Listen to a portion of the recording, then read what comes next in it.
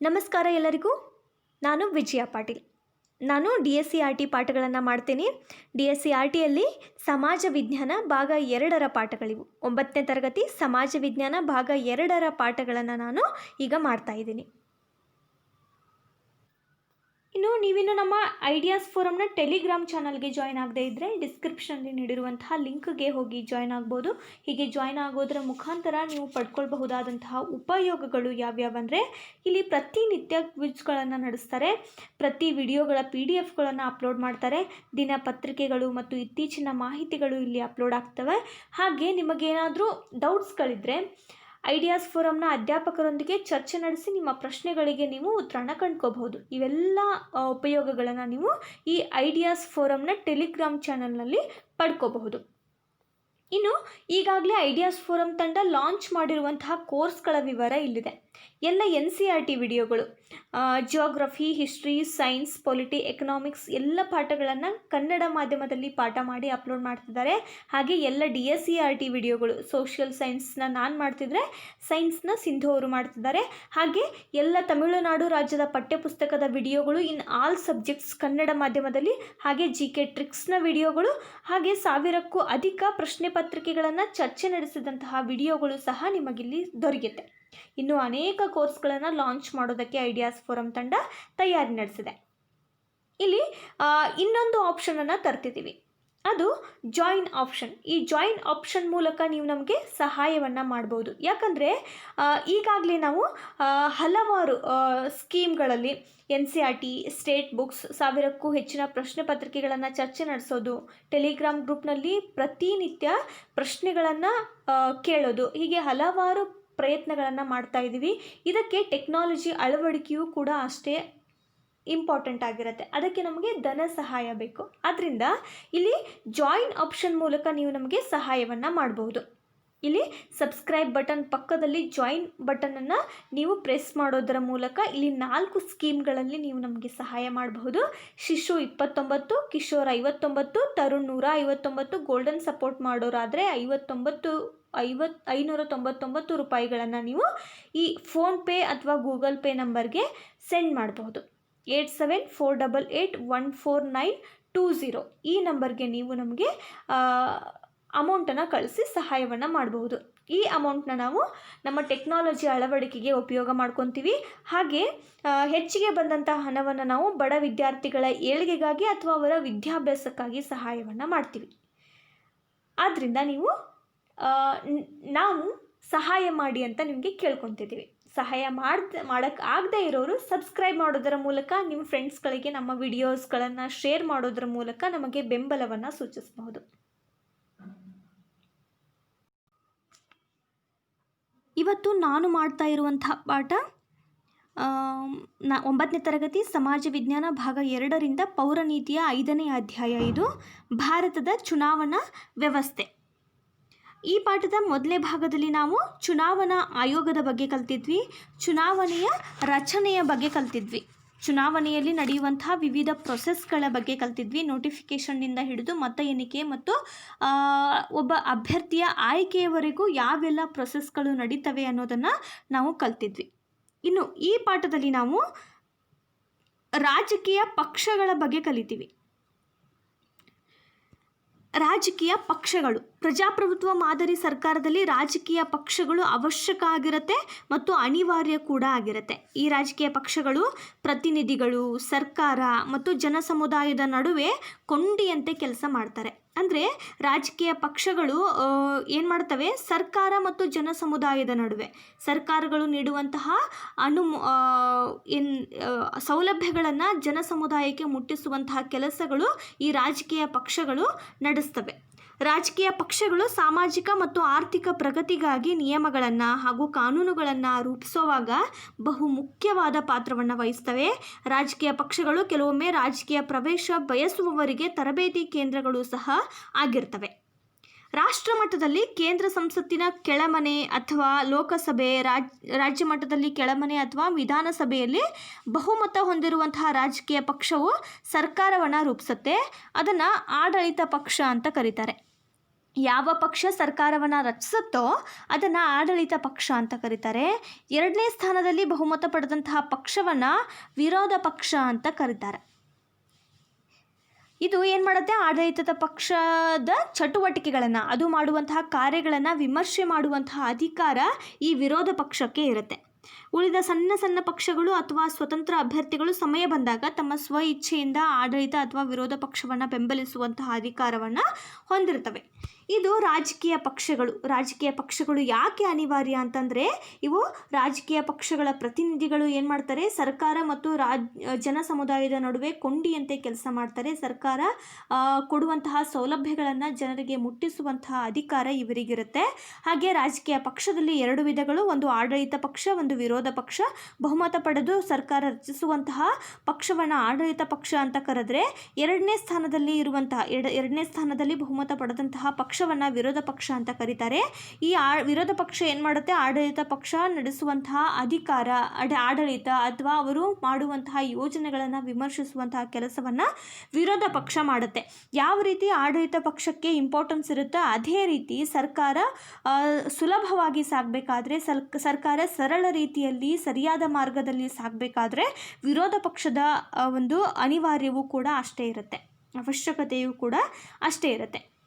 ಇನ್ನು ರಾಷ್ಟ್ರೀಯ ಪಕ್ಷಗಳು, ಭಾರತದಲ್ಲಿ ಹಲವು ರಾಜಕೀಯ ಪಕ್ಷಗಳು ಇದ್ದಾವೆ. ಅವುಗಳನ್ನು ರಾಷ್ಟ್ರೀಯ ರಾಜಕೀಯ ಪಕ್ಷಗಳು ಅಥವಾ ಪ್ರಾಂತೀಯ ರಾಜಕೀಯ ಪಕ್ಷಗಳು ಅಂತ ವಿಂಗಡಣೆ ಮಾಡ್ತಾರೆ. ರಾಷ್ಟ್ರೀಯ ರಾಜಕೀಯ ಪಕ್ಷಗಳು ಅಂತಂದರೆ ನಮ್ಮ ದೇಶದ ಹಲವಾರು ರಾಜ್ಯಗಳಲ್ಲಿ ತಮ್ಮ ಶಾಖೆಗಳನ್ನು ಹೊಂದ್ಕೊಂಡಿರುವಂತಹ ಪಕ್ಷಗಳಿವು. ಈ ರಾಷ್ಟ್ರೀಯ ಪಕ್ಷಗಳು ಕೇಂದ್ರದ ಲೋಕಸಭೆ ಮತ್ತು ರಾಜ್ಯ ವಿಧಾನಸಭೆಗಳಲ್ಲಿ ಗೌರವಯುತವಾದಂತಹ ಸ್ಥಾನವನ್ನು ಪಡ್ಕೊಂಡಿರ್ತವೆ. ಅಂದರೆ ರಾಷ್ಟ್ರೀಯ ಕಾಂಗ್ರೆಸ್ ಪಕ್ಷ, ಭಾರತೀಯ ಜನತಾ ಪಕ್ಷ ಇತ್ಯಾದಿಗಳು ರಾಷ್ಟ್ರೀಯ ಪಕ್ಷಗಳು ಆಗಿರ್ತವೆ. ಇವುಗಳು ಅವರದ್ದೇ ಆದಂತಹ ಚಿಹ್ನೆಗಳನ್ನು ಸಹ ಹೊಂದಿರ್ತವೆ. ಆ ಚಿಹ್ನೆಗಳಿಂದ ಈ ರಾಜಕೀಯ ಪಕ್ಷಗಳು ಗುರುತಿಸ್ಕೊಳ್ತವೆ. ಇವು ರಾಷ್ಟ್ರೀಯ ಪಕ್ಷಗಳು. ಇನ್ನು ಪ್ರಾದೇಶಿಕ ರಾಜಕೀಯ ಪಕ್ಷಗಳು ಅಂತ ಬರ್ತವೆ. ಪ್ರಾದೇಶಿಕ ರಾಜಕೀಯ ಪಕ್ಷಗಳು ಏನು ಮಾಡ್ತವೆ, ರಾಜ್ಯಗಳ ರಾಜಕೀಯ ಪಕ್ಷಗಳು ಅಂತಲೂ ಇದನ್ನು ಕರೀತಾರೆ. ವಿಧಾನಸಭೆಯಲ್ಲಿ ಜಾಸ್ತಿ ಸಂಖ್ಯೆಯಲ್ಲಿ ಅಭ್ಯರ್ಥಿಗಳನ್ನು ಅಥವಾ ಸದಸ್ಯರನ್ನು ಹೊಂದಿರುವಂತಹ ರಾಜ್ಯ ಪಕ್ಷಗಳನ್ನು ಪ್ರಾದೇಶಿಕ ಪಕ್ಷಗಳು ಅಂತ ಮಾನ್ಯ ಮಾಡಲಾಗುತ್ತೆ. ಹಲವಾರು ರಾಜ್ಯಗಳಲ್ಲಿ ಪ್ರಾದೇಶಿಕ ಪಕ್ಷಗಳು ತಮ್ಮ ವರ್ಚಸ್ಸಿನಿಂದ, ತಮ್ಮ ಗೌರವದಿಂದ ಬಹುಮತವನ್ನು ಪಡೆದು ಸರ್ಕಾರ ರಚಿಸಿಕೊಂಡಿರ್ತವೆ. ರಾಜಕೀಯ ಪಕ್ಷಗಳು ಸರ್ಕಾರ ರಚಿಸಿಕೊಂಡು ಆಡಳಿತ ನಡೆಸಿದ್ದಕ್ಕೆ ಉದಾಹರಣೆಯಾಗಿ ಯಾವ್ಯಾವಿದ್ದಾವೆ, ತಮಿಳುನಾಡಿನ DMK, AIADMK, ಹಾಗೆ ಅಸ್ಸಾಂನ ಅಸ್ಸಾಂ ಪರಿಷತ್, ಆಂಧ್ರ ಪ್ರದೇಶದ ತೆಲುಗು ದೇಶಂ ಪಕ್ಷ, ಮಹಾರಾಷ್ಟ್ರದ ಶಿವಸೇನೆ ಪಕ್ಷ, ಹಾಗೆ ಕರ್ನಾಟಕದಲ್ಲಿ ಜನತಾದಳ, ಜಾತ್ಯತೀತ ಪಕ್ಷ ಮತ್ತು ಸಮಾಜವಾದಿ ಪಕ್ಷ. ಇವು ಏನು ಮಾಡ್ತವೆ, ತಮ್ಮ ವರ್ಚಸ್ಸಿನಿಂದ ಬಹುಮತವನ್ನು ಪಡೆದು ಸರ್ಕಾರವನ್ನು ರಚಿಸಿಕೊಂಡು ಆಡಳಿತ ನಡೆಸಿದ್ದಕ್ಕೆ ಉದಾಹರಣೆಯಾಗಿ ನಿಲ್ತವೆ. ಇವು ಪ್ರಾದೇಶಿಕ ರಾಜಕೀಯ ಪಕ್ಷಗಳು. ಪ್ರಾದೇಶಿಕ ಪಕ್ಷಗಳು ಲೋಕಸಭೆಯಲ್ಲೂ ತಮ್ಮ ಪ್ರತಿನಿಧಿಗಳನ್ನು ಹೊಂದಬಹುದು. ಯಾವುದೇ ಪಕ್ಷಕ್ಕೆ ಸ್ಪಷ್ಟ ಬಹುಮತ ದೊರಕದೇ ಇದ್ದಲ್ಲಿ ಸರ್ಕಾರ ರಚನೆಯಲ್ಲಿ ಪ್ರಾದೇಶಿಕ ಪಕ್ಷಗಳು ಅತ್ಯಂತ ಪ್ರಮುಖ ಪಾತ್ರವನ್ನು ವಹಿಸ್ತವೆ. ನಾವೆಲ್ಲರೂ ಕೇಂದ್ರ ಮತ್ತು ರಾಜ್ಯ ಸರ್ಕಾರಗಳಲ್ಲಿ ಈ ರೀತಿಯ ಪ್ರಾದೇಶಿಕ ಪಕ್ಷಗಳು ತಮ್ಮ ಬಹುಮತಕ್ಕಾಗಿ ತಮ್ಮ ಪಾತ್ರವನ್ನು ವಹಿಸಿದ್ದನ್ನು ನಾವು ಕಾಣಬಹುದು. ಇದು ಪ್ರಾದೇಶಿಕ ರಾಜಕೀಯ ಪಕ್ಷಗಳು. ಇನ್ನು ಸಮ್ಮಿಶ್ರ ಸರ್ಕಾರಗಳು ಬರ್ತವೆ. ಇತ್ತೀಚಿನ ದಿನಗಳಲ್ಲಿ ಆಗ್ತಿದೆ, ಹಲವಾರು ಪಕ್ಷಗಳು ಅಧಿಕಾರಕ್ಕಾಗಿ ಚುನಾವಣೆಗಳಲ್ಲಿ ಭಾಗವಹಿಸ್ತಾರೆ. ಯಾವುದಾದರೊಂದು ಪಕ್ಷ ಸ್ಪಷ್ಟ ಬಹುಮತ ಪಡೆದ್ರೆ ಅಂತಹ ಪಕ್ಷ ಸರ್ಕಾರ ರಚಿಸಿ ಆಡಳಿತ ನಡೆಸ್ಕೊಂಡು ಹೋಗುತ್ತೆ. ಅದನ್ನು ಆಡಳಿತ ಪಕ್ಷ ಅಂತ ಕರೀತಾರೆ. ಎಷ್ಟೋ ಸಂದರ್ಭಗಳಲ್ಲಿ ಏನಾಗುತ್ತೆ, ಯಾವ ಪಕ್ಷಕ್ಕೂ ಅಧಿಕಾರ ನಡೆಸುವಂತಹ, ಸರ್ಕಾರ ರಚನೆ ಮಾಡುವಂತಹ ಬಹುಮತ ಬಂದಿರಲ್ಲ. ಆವಾಗ ಏನಾಗುತ್ತೆ, ಅತಂತ್ರ ಲೋಕಸಭೆ ಅಥವಾ ಅತಂತ್ರ ವಿಧಾನಸಭೆ ಅಂತ ಇದನ್ನು ಕರೀಲಾಗುತ್ತೆ.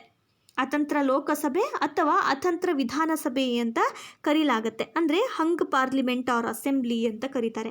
ಇಂತಹ ಸಂದರ್ಭದಲ್ಲಿ ಕೆಲವು ಪಕ್ಷಗಳು ಕೂಡ್ತವೆ. ಅಂದರೆ ಹಲವಾರು 2-3 ಪಕ್ಷಗಳು ಒಂದುಗೂಡಿ ಅವಶ್ಯವಿರುವಂತಹ ಸದಸ್ಯ ಬಲವನ್ನು ಸಾಬೀತು ಮಾಡಿ ಸರ್ಕಾರವನ್ನು ರಚಿಸ್ತವೆ. ಈ ಪ್ರಕಾರದ ಮೈತ್ರಿಗೆ ಮತದಾನೋತ್ತರ ಮೈತ್ರಿ ಅಂತ ಕರೀತಾರೆ. ಮತದಾನದ ನಂತರ ಬಹುಮತ ಪಡೆದೇ ಇರುವಂತಹ ಸಂದರ್ಭದಲ್ಲಿ 2-3 ಪಕ್ಷಗಳು 2 ಅಥವಾ 3 ಪಕ್ಷಗಳು ಒಟ್ಟುಗೂಡಿ ಬಹುಮತವನ್ನು ಸಾಬೀತು ಮಾಡಿ ಸರ್ಕಾರವನ್ನು ರಚನೆ ಮಾಡೋದನ್ನು ಮತದಾನೋತ್ತರ ಮೈತ್ರಿ ಪೋಸ್ಟ್ ಪೋಲ್ ಅಲಯನ್ಸ್ ಅಂತ ಕರೀತಾರೆ. ಇನ್ನೊಂದು ಪಕ್ಷದಲ್ಲಿ ಏನಾಗುತ್ತೆ, ಚುನಾವಣೆಗೆ ಮುಂಚಿತವಾಗಿಯೇ 2 ಅಥವಾ 2ಕ್ಕಿಂತ ಹೆಚ್ಚು ಪಕ್ಷಗಳು ಕೂಡಿಕೊಂಡು ತಮ್ಮ ಸ್ಥಾನ ಹಂಚಿಕೆಯನ್ನು ಮಾಡಿಕೊಂಡು ಚುನಾವಣೆಗೆ ಜಂಟಿಯಾಗಿ ಸ್ಪರ್ಧೆ ಮಾಡ್ತವೆ. ಈ ಥರದ ಮೈತ್ರಿಯನ್ನು ಮತದಾನ ಪೂರ್ವ ಮೈತ್ರಿ ಪ್ರೀ ಪೋಲ್ ಅಲಯನ್ಸ್ ಅಂತ ಕರೀತಾರೆ. ಈ ರೀತಿ 2 ರೀತಿಯ ಸಮ್ಮಿಶ್ರ ಸರ್ಕಾರಗಳನ್ನು ನಾವು ನೋಡಬಹುದು. ಈ 2 ಪ್ರಕಾರದ ಮೈತ್ರಿಗಳು ಯಾವಾಗ ಅತಂತ್ರ ಸ್ಥಿತಿ ಉಂಟಾಗುತ್ತೋ ಆ ಸಂದರ್ಭದಲ್ಲಿ ಸರ್ಕಾರ ರಚನೆ ಮಾಡಿಕೊಳ್ಳೋದಕ್ಕೆ ಸಹಾಯಕಾರಿ ಆಗಿರುತ್ತೆ. ಈ ಪ್ರಕಾರವಾಗಿ 2ಕ್ಕಿಂತ ಹೆಚ್ಚು ಪಕ್ಷಗಳ ಸಹಾಯದಿಂದ ರಚನೆಗೊಂಡಂತಹ ಸರ್ಕಾರವನ್ನು ಸಮ್ಮಿಶ್ರ ಸರ್ಕಾರ ಅಂತ ಕರೀತಾರೆ. ಸಮ್ಮಿಶ್ರ ಸರ್ಕಾರದಲ್ಲಿ ಮೈತ್ರಿ ಹೊಂದಿದಂತಹ ಪಕ್ಷಗಳು ಮಂತ್ರಿಮಂಡಲದಲ್ಲಿ ತಮ್ಮ ತಮ್ಮ ಪಾಲುಗಳನ್ನು ಹಂಚಿಕೆ ಮಾಡ್ಕೊಳ್ತಾರೆ. ಕೆಲವೊಮ್ಮೆ ಏನಾಗುತ್ತೆ, ಮೈತ್ರಿಕೂಟದ ಪಕ್ಷ ಅಧಿಕಾರದಲ್ಲಿ ಪಾಲನ್ನು ಕೇಳೋದಿಲ್ಲ. ಅಧಿಕಾರದಲ್ಲಿ ಪಾಲನ್ನು ಪಡೆದೇ ಪ್ರಮುಖ ಪಕ್ಷವೊಂದಕ್ಕೆ ಬೆಂಬಲವನ್ನು ನೀಡ್ತಾರೆ. ಇದಕ್ಕೆ ಏನಂತಾರೆ, ಬಾಹ್ಯ ಬೆಂಬಲ ಅಂತ ಕರೀತಾರೆ. ಇದನ್ನು ಬಾಹ್ಯ ಬೆಂಬಲ ಅಂತ ಕರೀತಾರೆ. ಒಂದು ಸಂದರ್ಭದಲ್ಲಿ ಏನಾಗುತ್ತೆ, 2-3 ಪಕ್ಷಗಳು ಸಮ್ಮಿಶ್ರ ಸರ್ಕಾರವನ್ನು ನಡೆಸ್ಕೊಂಡು ತಮ್ಮ ಪಾಲುಗಳನ್ನು ಹಂಚ್ಕೊಳ್ತಾರೆ, ತಮ್ಮ ಅಧಿಕಾರಗಳನ್ನು ಹಂಚ್ಕೊಳ್ತಾರೆ. ಕೆಲವೊಂದು ಪಕ್ಷದಲ್ಲಿ ಏನಾಗುತ್ತೆ, ಒಂದು ಪಕ್ಷ ಮುಖ್ಯ ಕ್ಷೇತ್ರಕ್ಕೆ ಬೆಂಬಲವನ್ನು ಮಾತ್ರ ಸೂಚಿಸುತ್ತೆ, ಯಾವುದೇ ರೀತಿಯ ಅಧಿಕಾರದ ಪಾಲು ಇಲ್ಲಿ ಆಗೋದಿಲ್ಲ. ಅದನ್ನು ಬಾಹ್ಯ ಬೆಂಬಲ ಅಂತ ಕರೀತಾರೆ. ಇದು ಸಮ್ಮಿಶ್ರ ಸರ್ಕಾರ. ಸಮ್ಮಿಶ್ರ ಸರ್ಕಾರದಲ್ಲಿ ಮತದಾನೋತ್ತರ ಮೈತ್ರಿ ಮತ್ತು ಮತದಾನ ಪೂರ್ವ ಮೈತ್ರಿ ಅಂತ 2 ವಿಧಗಳಿವೆ. ಹಾಗೆ ಬಾಹ್ಯ ಬೆಂಬಲ ಮತ್ತು ಪಾಲನ್ನು ತೆಗೆದುಕೊಂಡು ಬೆಂಬಲವನ್ನು ನೀಡೋದು, ಈ ರೀತಿಯ 2 ಬೆಂಬಲಗಳನ್ನು ನಾವು ಸಮ್ಮಿಶ್ರ ಸರ್ಕಾರದಲ್ಲಿ ನೋಡಬಹುದು. 2 ಅಥವಾ 2ಕ್ಕಿಂತ ಹೆಚ್ಚು ಪಕ್ಷಗಳು ಸೇರಿಕೊಂಡು ಅವುಗಳ ಸಹಕಾರದಿಂದ ರಚನೆಗೊಂಡಂತಹ ಸರ್ಕಾರವನ್ನು ಸಮ್ಮಿಶ್ರ ಸರ್ಕಾರ ಅಂತ ಕರೀಬಹುದು. ಇದು ಸಮ್ಮಿಶ್ರ ಸರ್ಕಾರಗಳು. ಇನ್ನು ಸಾರ್ವಜನಿಕ ಅಭಿಪ್ರಾಯ. ಒಬ್ಬ ಸಾಮಾನ್ಯ ಪ್ರಜೆ ತನಗೆ ಸಂಬಂಧಿಸಿದಂತಹ ನಿರ್ದಿಷ್ಟ ವಿಷಯ ಒಂದಕ್ಕೆ ತನ್ನ ಅಭಿಪ್ರಾಯವನ್ನು ತೆಗೆದುಕೊಂಡು ಹೋಗೋದು, ಅಭಿವ್ಯಕ್ತಿಗೊಳಿಸೋದಕ್ಕೆ ಸಾರ್ವಜನಿಕ ಅಭಿಪ್ರಾಯ ಅಂತ ಕರೀತಾರೆ. ಈ ಅಭಿಪ್ರಾಯ ಬಹುಜನರ ಅಥವಾ ರಾಜಕೀಯ ವ್ಯಕ್ತಿಗಳ ಅಭಿಪ್ರಾಯ ಆಗಿರೋದಿಲ್ಲ. ಸರ್ಕಾರವು ಸಾರ್ವಜನಿಕ ಅಭಿಪ್ರಾಯಗಳ ಆಧಾರದ ಮೇಲೆ ನಿಯಮಗಳನ್ನು ರೂಪಿಸಬೇಕು. ಇಂತಹ ಸಾರ್ವಜನಿಕ ಅಭಿಪ್ರಾಯಗಳು ವಿಷಯಾಧಾರಿತವಾಗಿ ಕಾಲಕಾಲಕ್ಕೆ ಬದಲಾಗ್ತಾ ಇರ್ತವೆ. ಸಾರ್ವಜನಿಕ ಅಭಿಪ್ರಾಯಗಳು ಏನಾಗ್ತಾ ಇರ್ತವೆ, ಇವು ಕಾಲಕಾಲಕ್ಕೆ ಬದಲಾವಣೆಯನ್ನು ಹೊಂದ್ತಾ ಇರ್ತವೆ. ಸಾರ್ವಜನಿಕರು ಒಂದು ಘಟನೆಯ ಬಗ್ಗೆ ಜಾಗೃತಿ ಹೊಂದಿದ್ದು ಅದರ ಬಗ್ಗೆ ತಮ್ಮ ಅಭಿಪ್ರಾಯವನ್ನು ಸ್ವತಂತ್ರವಾಗಿ ಯಾವುದೇ ಹೆದರಿಕೆ ಇಲ್ಲದೆ, ಪೂರ್ವಾಗ್ರಹ ಇಲ್ಲದೆ ವ್ಯಕ್ತ ಮಾಡಬಹುದು. ಸರ್ಕಾರ ಅಥವಾ ರಾಜಕೀಯ ಪಕ್ಷಗಳು ಸಾರ್ವಜನಿಕ ಅಭಿಪ್ರಾಯಗಳನ್ನು ಪ್ರೋತ್ಸಾಹ ಮಾಡಬೇಕು. ರೇಡಿಯೋ, ದೂರದರ್ಶನ, ವೃತ್ತಪತ್ರಿಕೆಗಳು, ನಿಯತಕಾಲಿಕೆಗಳು, ಅಂತರ್ಜಾಲ ಮುಂತಾದ ಮಾಧ್ಯಮಗಳು ಸಾರ್ವಜನಿಕ ಅಭಿಪ್ರಾಯವನ್ನು ಹಂಚಿಕೊಳ್ಳಲು ನೆರವಾಗ್ತವೆ. ಈ ಸಮೂಹ ಮಾಧ್ಯಮಗಳ ಮೂಲಕ ಸಾರ್ವಜನಿಕರು ತಮ್ಮ ಅಭಿಪ್ರಾಯವನ್ನು ಅಭಿವ್ಯಕ್ತಿಗೊಳಿಸಬಹುದು, ಯಾವುದೇ ಹೆದರಿಕೆ ಇಲ್ಲದೆ, ಯಾವುದೇ ಪೂರ್ವಾಗ್ರಹ ಇಲ್ಲದೆ. ಇದು ಸಾರ್ವಜನಿಕ ಅಭಿಪ್ರಾಯ. ಇನ್ನು ಮಾಧ್ಯಮ ಮತ್ತು ಪ್ರಜಾಪ್ರಭುತ್ವದ ನಡುವೆ ಇರುವಂತಹ ಒಂದು ಕೊಂಡಿ ಏನು ಅಂದರೆ, ಪ್ರಸ್ತುತ ನಾವು ದಿನ ನೋಡ್ತೀವಿ, ದಿನ ಘಟಿಸುವಂತಹ ಘಟನೆಗಳ ಮಾಹಿತಿಗಳನ್ನು ಮಾಧ್ಯಮ ಒದಗಿಸ್ಕೊಡುತ್ತೆ. ಮಾಧ್ಯಮಗಳು ಸರ್ಕಾರದ ಯೋಜನೆಗಳಾಗಿರಲಿ, ಅವು ರೂಪಿಸುವಂತಹ ನಿಯಮಗಳಾಗಿರಲಿ, ಇವುಗಳನ್ನು ಜನರು ತಿಳ್ಕೊಳ್ಳೋದಕ್ಕೆ ಸಹಾಯ ಮಾಡುತ್ತೆ.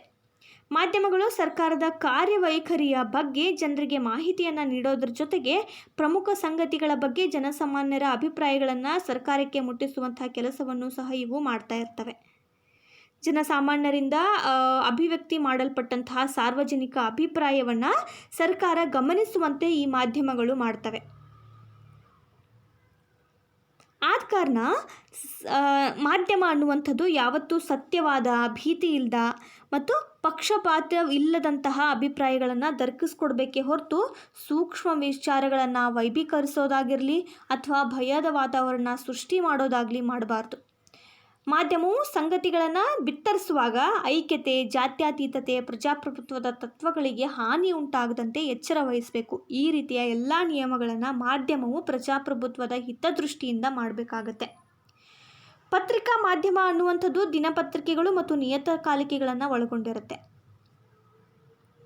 ಭಾರತದಲ್ಲಿ ಈ ದಿನಪತ್ರಿಕೆಗಳು ಮತ್ತು ನಿಯತಕಾಲಿಕೆಗಳು ಏನು ಮಾಡಬೇಕು, ಕಡ್ಡಾಯವಾಗಿ ದಿನಪತ್ರಿಕಾ ನೋಂದಣಿಯನ್ನು ಮಾಡ್ಕೊಳ್ಬೇಕಾಗತ್ತೆ. ರಿಜಿಸ್ಟರ್ ಆಫ್ ನ್ಯೂಸ್ ಪೇಪರ್ಸ್ ಅಂತ ಮಾಡ್ಕೊಳ್ಬೇಕಾಗತ್ತೆ. ದಿನಪತ್ರಿಕೆಗಳ ಗುಣಮಟ್ಟವನ್ನು ಹೆಚ್ಚಿಸೋದಕ್ಕೋಸ್ಕರ ಮತ್ತು ಪತ್ರಿಕಾ ಸ್ವಾತಂತ್ರ್ಯದ ರಕ್ಷಣೆಗಾಗಿ ಭಾರತೀಯ ಪತ್ರಿಕಾ ಪರಿಷತ್ತು ಅಂತ ಒಂದು ಸಂಸ್ಥೆ ಇದೆ. ಇದು ಭಾರತದಲ್ಲಿ ಸ್ಥಾಪಿಸಲ್ಪಟ್ಟಿದೆ. ಇದನ್ನು ಪ್ರೆಸ್ ಕೌನ್ಸಿಲ್ ಆಫ್ ಇಂಡಿಯಾ ಅಂತ ಕರೀತಾರೆ. ಇದು ದಿನಪತ್ರಿಕೆಗಳ ನೋಂದಣಿ ಮತ್ತು ಈ ದಿನಪತ್ರಿಕೆಗಳ ಸ್ವತಂತ್ರವನ್ನು ರಕ್ಷಣೆಗಾಗಿ ಇರುವಂತಹ ಸಂಸ್ಥೆ ಭಾರತೀಯ ಪತ್ರಿಕಾ ಪರಿಷತ್ತು. ಮಾಧ್ಯಮ ಕ್ಷೇತ್ರದಲ್ಲಿ ದೂರದರ್ಶನ, ರೇಡಿಯೋ, ಅಂತರ್ಜಾಲ ಇತ್ಯಾದಿ ವಿದ್ಯುನ್ಮಾನ ಮಾಧ್ಯಮಗಳು ಕೂಡ ಸೇರ್ಪಡೆ ಆಗ್ತವೆ. ಈ ವಿದ್ಯುನ್ಮಾನ ಮಧ್ಯವರ್ತಿಗಳು 1962ರ ಬಾನುಲಿ ಪ್ರಸರಣ ಸಂಹಿತೆ ಅಡಿಯಲ್ಲಿ ಕಾರ್ಯನಿರ್ವಹಿಸ್ತವೆ. ಜನಸಾಮಾನ್ಯರು, ಅಧಿಕಾರಿಗಳು ಮತ್ತು ಇತರೆ ನಾಯಕರುಗಳ ಅನೇಕ ಪ್ರಸಂಗಗಳಲ್ಲಿ ವಿಚಾರ ವಿನಿಮಯ ಮಾಡಿಕೊಳ್ಳೋದಕ್ಕೆ ಇವು ಅವಕಾಶವನ್ನು ಕಲ್ಪಿಸ್ತವೆ. ಇದು ಮಾಧ್ಯಮ ಕ್ಷೇತ್ರ ಮತ್ತು ಪ್ರಜಾಪ್ರಭುತ್ವದ ನಡುವೆ ಇರುವಂತಹ ಒಂದು ರಿಲೇಷನ್ಶಿಪ್. ಪ್ರಜಾಪ್ರಭುತ್ವ ಸರಳವಾಗಿ ಸಾಗಬೇಕಾದ್ರೆ ಸರ್ಕಾರವು ರಚಿಸಿದಂತಹ ಯೋಜನೆಗಳು ಮತ್ತು ನಿಯಮಗಳನ್ನು ಜನರಿಗೆ ಮುಟ್ಟಿಸೋದು ಮತ್ತು ಜನಸಾಮಾನ್ಯರ ಅಭಿಪ್ರಾಯಗಳನ್ನು ಸರ್ಕಾರಕ್ಕೆ ಮುಟ್ಟಿಸುವಂತಹ ಕಾರ್ಯವನ್ನು ಈ ಮಾಧ್ಯಮ ವರ್ಗ ಮಾಡುತ್ತೆ. ಮಾಧ್ಯಮ ವರ್ಗದಲ್ಲಿ ದಿನಪತ್ರಿಕೆಗಳು, ನಿಯತಕಾಲಿಕೆಗಳ ಜೊತೆಗೆ ದೂರದರ್ಶನ, ರೇಡಿಯೋ, ಅಂತರ್ಜಾಲ, ಇತರ ವಿದ್ಯುನ್ಮಾನ ಮಾಧ್ಯಮಗಳು ಕೂಡ ಸೇರಿಕೊಂಡಿರ್ತವೆ. ಇಲ್ಲಿ ದಿನಪತ್ರಿಕೆಗಳ ನೋಂದಣಿಯನ್ನು ಎಲ್ಲ ದಿನಪತ್ರಿಕೆಗಳು ಮಾಡಬೇಕಾಗತ್ತೆ ಮತ್ತು ದಿನಪತ್ರಿಕೆಗಳ ಸ್ವತಂತ್ರ ರಕ್ಷಣೆಗಾಗಿ ಭಾರತೀಯ ಪತ್ರಿಕಾ ಪರಿಷತ್ತು ಕಾರ್ಯವನ್ನು ನಿರ್ವಹಿಸುತ್ತೆ. ಇದು ಭಾರತೀಯ ಸಂಸ್ಥೆ, ಪ್ರೆಸ್ ಕೌನ್ಸಿಲ್ ಆಫ್ ಇಂಡಿಯಾ. ಈ ಪಾಠದಲ್ಲಿ ನಾವೇನೇನೆಲ್ಲ ಕಲಿತೀವಿ?